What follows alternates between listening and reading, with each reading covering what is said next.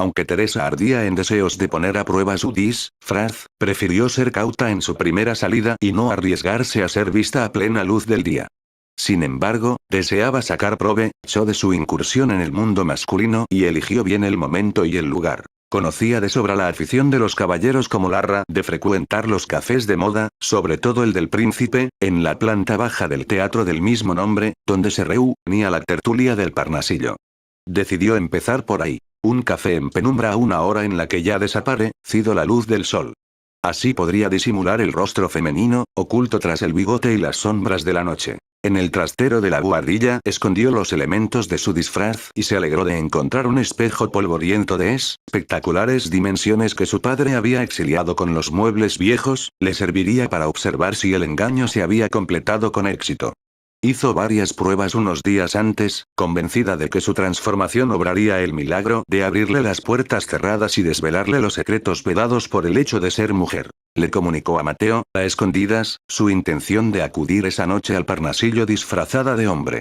No se atrevía aún a salir sola de aquella guisa, aunque albergaba la certeza de que pronto dejarla de necesitar la compañía de Mateo para desenvolverse con soltura en el nuevo empeño.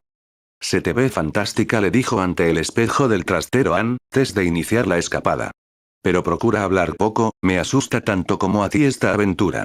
Dudo que otro joven de esta ciudad se decidiese a ayudar a su hermana en un atrevimiento semejante», se quejó.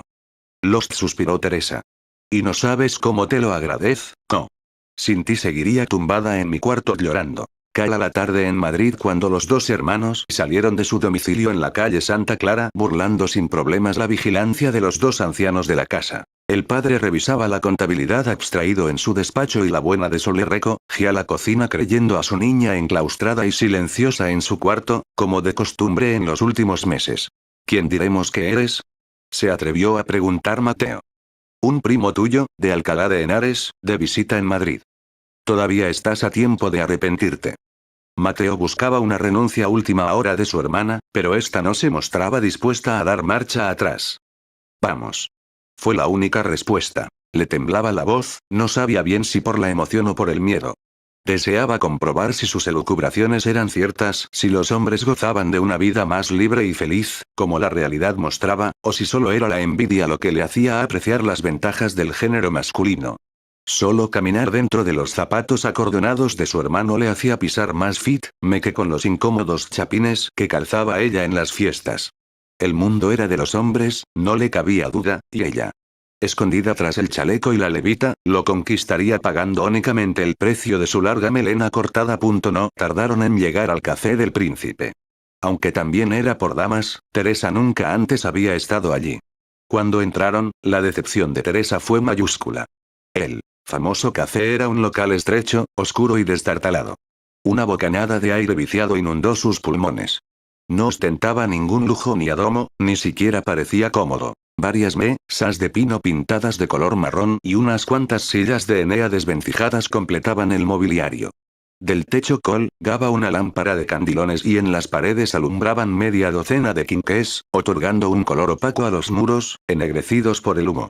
El suelo era de tierra y no parecía que fuese barrido con frecuencia. La tétrica luz otorgaba un fantasmagórico a los clientes del local, que semejaban almas en pena en aquel purgatorio miserable. «¿Este es el famoso café del Príncipe?», susurró al oído de su hermano. Se acomodaron en una mesa del fondo, algo apartada de miradas excesivamente curiosas.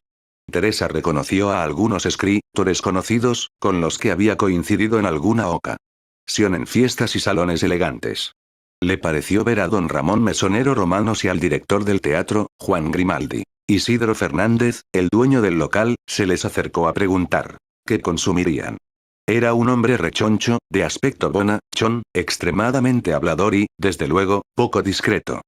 «¿Quién es el joven que os acompaña, don Mateo?», preguntó sin dar las buenas noches. «Es un primo de Alcalá», dijo procurando resultar convincente. Teresa asintió moviendo la cabeza, pero no se atrevió a pronunciar palabra. «De Alcalá», repitió Isidro, «justamente, don Ramón viene contando no sé qué discurso que soltó ayer en la universidad de allí y que dice le pagaron bien». «Pues no se nota, hoy tampoco ha hecho ademán de invitar a nadie. Será tacaño». «¿Qué les pongo a ustedes?». «Un ponche y griega».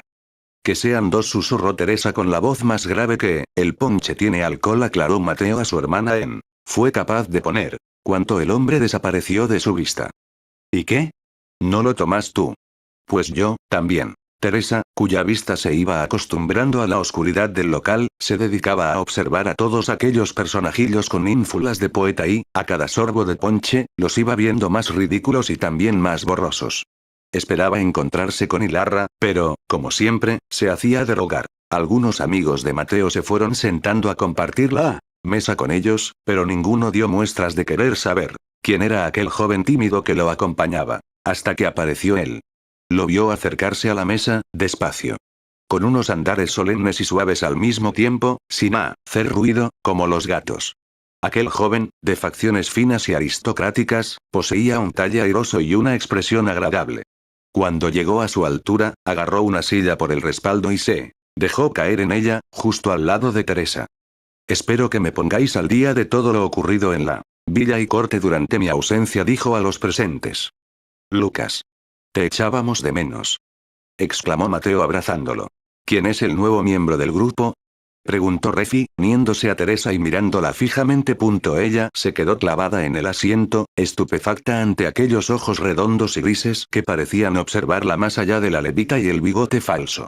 Creyó firmemente que aquel joven había descubierto el engaño nada más verla, o más bien era ella quien se sentía desarmada ante su presencia. Mateo se puso de pie dispuesto a hacer las presentaciones y, al instante, se percató de que no habían acordado cuál sería el nombre masculino con el que debía llamar a Teresa. Lucas, él es mi primo de Alcalá de Henares, se llama Juan, soltó inesperadamente Teresa. Me llamo Juan. Vaya, sonrió Lucas, parecemos los tres evangelistas. Mateo, Lucas y Juan. Enseguida, el recién llegado se hizo el amo de la conversación, y el resto de los sonidos del café desaparecieron para Teresa. Su soltura, su erudición y el hecho de que hubiera sido el único en percatarse de su presencia le hicieron acreedor de las simpatías de la joven, que comenzaba a sentir un indescriptible sopor, fruto, sobre todo, del tercer vaso de ponche que el dueño del local le había puesto sobre la mesa. ¿Sabéis algo de Larra? Preguntó Mateo, consciente del interés de su hermana por el escritor. Larra. Hace tiempo que desapareció, comentó uno del grupo, se dice que ha salido huyendo por un oscuro asunto. Teresa aguzó el oído, aquello le interesaba. ¿Larra huido de Madrid? ¿De qué querría esconderse? No creas todos esos chismes, cortó Lucas. Esta misma mañana he hablado con un conocido suyo. Está de viaje por Europa. Es periodista, es lógico que viaje en busca de asuntos para sus artículos. No sé, replicó el otro. A mí me parece sospechoso, dicen que ha ido a Extremadura, siguiendo a su amante, hay quien habla de algo más serio, intervino un tercero. Basta de elucubraciones. Protestó Lucas. No debemos dar crédito a habladurías sin fundamento. Y dio por zanjada la conversación para disgusto de Teresa, que habría preferido enterarse de algo más. ¿Te estás mareando?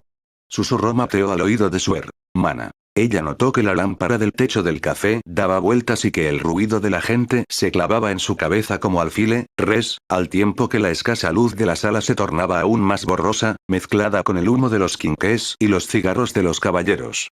Se dispuso a ponerse en pie, pero notó que las piernas le fallaban. Lucas se percató y la agarró con fuerza del brazo antes de que se desplomase sobre la mesa. Saquémoslo fuera, ordenó a Mateo. Este ambiente tan cargado le ha sentado mal a tu primo. Teresa sintió que flotaba, como si volase por encima de las mesas del café, elevada por el brazo fuerte de Lucas por un lado y el de Mateo por otro.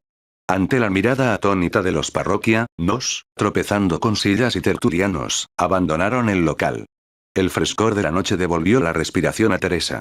Os acompaño a casa, se ofreció Lucas.